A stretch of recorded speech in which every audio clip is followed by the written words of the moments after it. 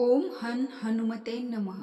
हनुमान भाऊक स्तोत्राचे पठण केल्याने वेदनादायक शारीरिक मानसिक त्रास हनुमानाच्या कृपेने कमी होतात असा विश्वास आहे.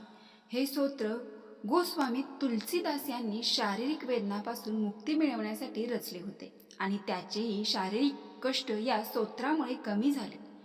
अशीच आख्यायिका आहे. हे स्तोत्र भगवान हनुमानाला प्रसन्न करून सर्व संकटे आणि पीडा दूर करते.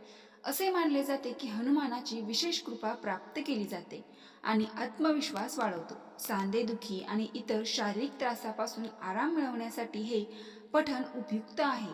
नियमित पठणामुळे मानसिक शांती व आत्मबळ प्राप्त होते. तर हे पठण करण्यासाठी आपल्याला आपल्या देवघरामध्ये देवपूजेच्या मंदिरामध्ये एक मोहरीच्या तेलाचा दिवा प्रज्वलित करून 21 दिवस सलग 21 दिवस श्रवण करायचं आहे. तर हनुमान भाऊक हे 21 दिवस श्रवण करून बघा आणि अनुभव घ्या.